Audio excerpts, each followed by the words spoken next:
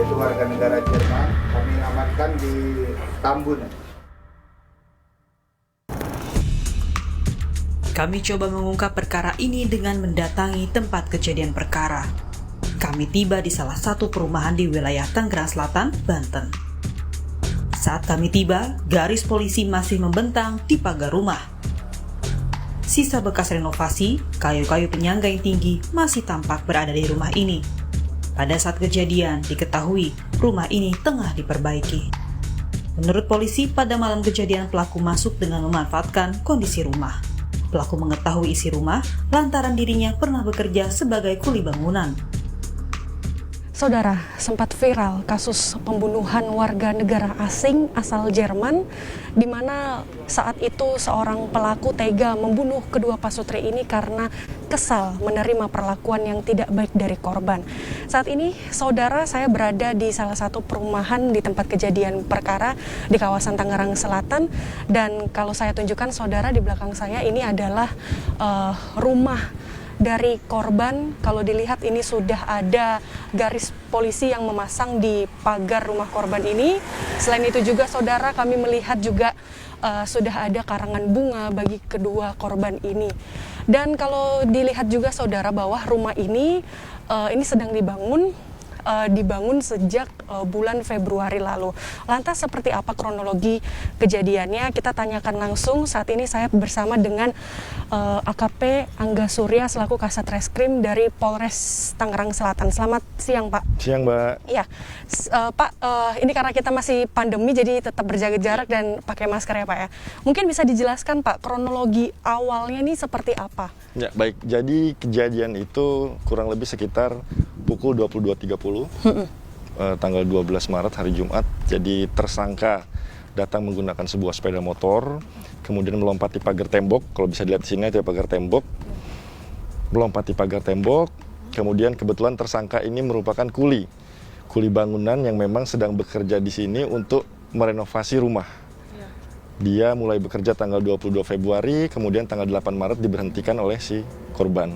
Setelah melompati pagar, si tersangka naik melewati steger-steger yang memang dia bangun untuk merenovasi rumah, untuk naik ke lantai 2 dan masuk dari pintu ruang kerja di lantai 2, karena tersangka tahu bahwa pintu lantai 2 itu tidak pernah terkunci. Oke, mungkin bisa ditujukan kepada saudara. Jadi ini ya Pak ya, lantai 2-nya seperti ini, dia manjatnya menggunakan apa Pak? Dia menggunakan steger ini. Jadi steger-steger ini, kayu-kayu ini yang dia buat untuk merenovasi rumah, dia gunakan untuk memanjat ke lantai 2. Oke. Masuk melalui pintu itu, pintu ruang kerja, karena dia tahu bahwa ruang kerja itu tidak pernah terkunci. Dari situ, kemudian pada saat dia masuk, para korban masih menonton TV. 5 menit kemudian sudah masuk kamar, baru yang bersangkutan turun melalui tangga di dalam, kemudian ke ruang pintu utama sini, dia mengetuk pintu tapi dari dalam. Tujuannya untuk mencari perhatian dan memancing si korban untuk keluar.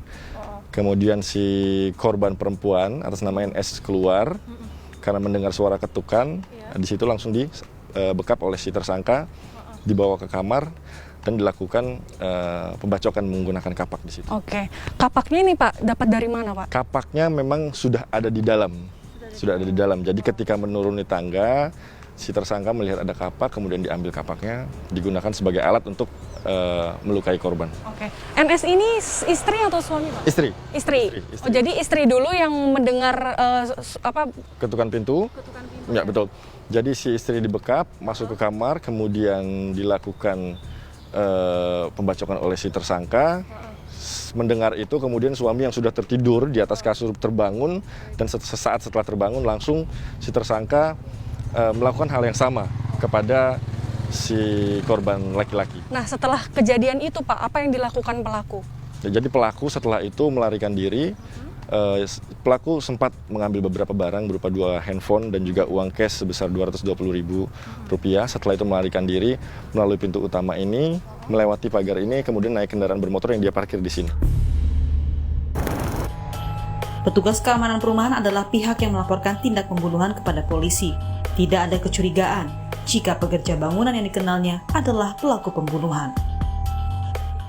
Diceritain sedikit Pak, yang Bapak tahu soal kejadian hari itu seperti apa Pak? Ya kalau kejadiannya kan jam 11 malam nih.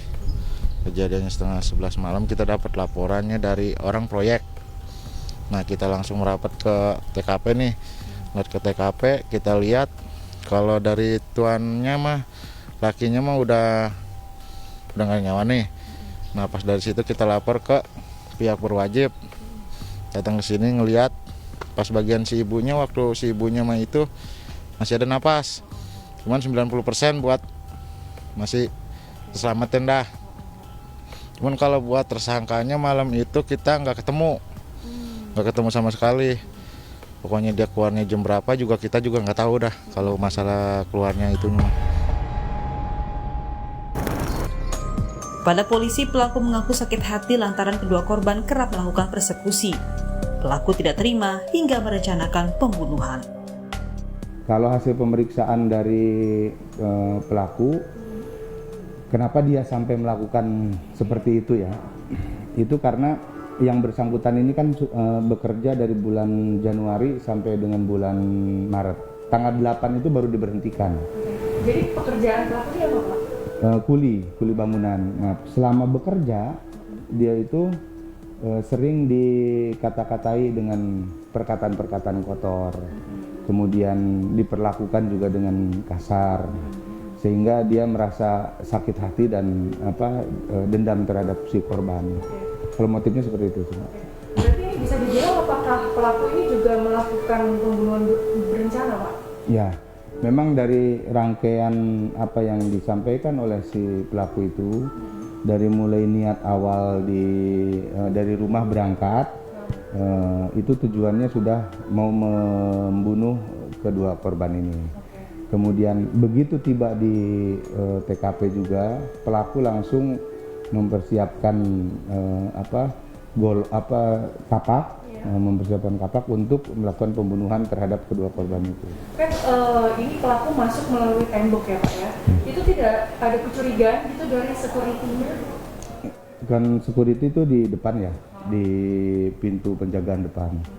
Kebetulan rumahnya agak berjarak sehingga karena si pelaku ini selama 3 bulan pernah bekerja di sana, sehingga security ini berpikiran bahwa yang bersangkutan ya memang masih bekerja gitu. Jadi belum ada kecurigaan ke sana. Apa ada barang yang hilang Pak? Dari TKP barang yang hilang ada 2 handphone sama uang ya, uang 220.000 sama handphone 2 unit. Oke. Setelah pelaku melakukan aksi itu dia bersembunyi di mana Pak?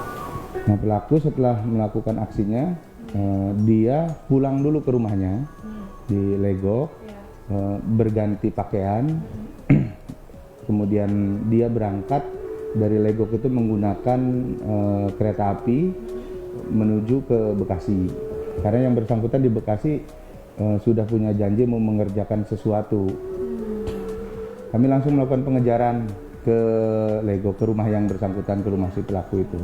Dan di sana kami menemukan ada kendaraan roda 2 yang itu diduga digunakan pelaku untuk dari mulai berangkat sampai ke lokasi dan pulang lagi, sesuai dengan hasil dari kamera CCTV yang kami dapatkan di pos pengamanan.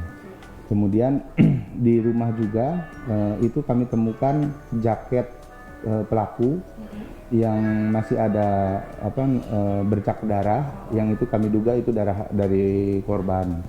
Nah, ketika di rumahnya itu tidak ada, kami mencari informasi di kemana yang bersangkutan berangkat, dan kami memperoleh informasi bahwa yang bersangkutan berangkat menuju ke Tambun, Bekasi, dan karena di sana kebetulan ada saudaranya Pak. Nah, jadi kami kejar ke sana, ke tempat saudaranya, dan kami amankan setelah yang bersangkutan pulang kerja, langsung kami tangkap. Perbuatan sadis pelaku dilatari dendam yang terus membara. Dalam kajian kriminologi mengungkap bahwa perasaan dendam kerap memicu terjadinya pembunuhan. Bahkan motif dendam dapat membuat pelaku berbuat keji. Pak, ini kan kasus ini tergolong sangat sadis lantaran sakit hati seorang pelaku terhadap korban karena sering menerima perlakuan yang tidak baik seperti perkataan kasar dan lain sebagainya. Kalau dalam kajian kriminologi, bagaimana seseorang dapat dengan mudah untuk merencanakan pembunuhan ini? Ya, jadi suatu pembunuhan atau homicide dalam terminologi akademiknya itu memang dari segi perlukaan pada korban itu kemudian ada kaitannya dengan motifnya. Ya. Jadi kalau motifnya ekonomi, maka hanya benda-benda berhargalah yang kemudian diambil atau hilang dari korban.